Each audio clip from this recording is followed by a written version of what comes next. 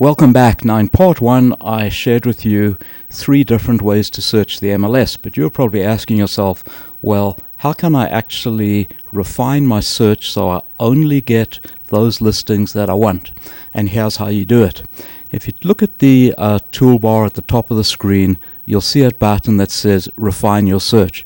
Go ahead and tap that, and it presents a screen with a whole bunch of MLS search criteria that you're probably familiar with.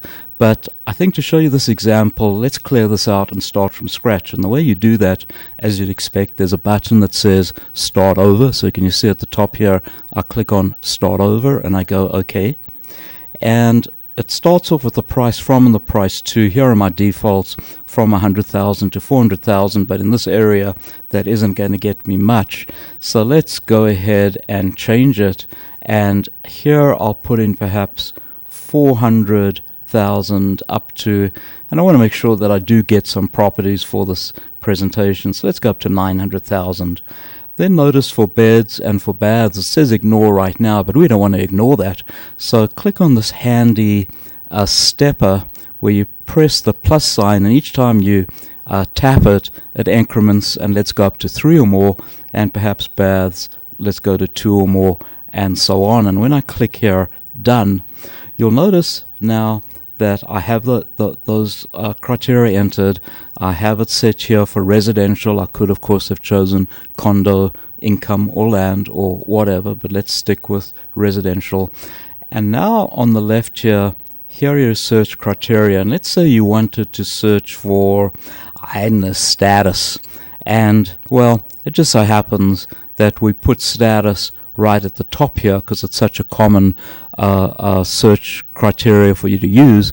But let's say you did not know that status was there and you wanted to find it. Well, you could scroll through this list on your iPad. It might take you a while, but here's a shortcut. In this box at the top here, type in S, and notice it gives you everything that starts with an S, and continue typing, and here we see status. So let's click on that, and it presents the statuses, and let's say I want active, perhaps pending, and under contracts, and I'll say accept. So now when we go back to our screen here, notice it tells me property type is res and status active, pending, and under contracts. Now a few other things I can share with you on the screen.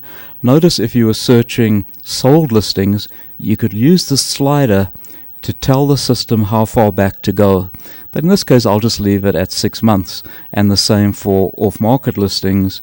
I think you can go up to 3 years, but again, let's leave that at 6 months.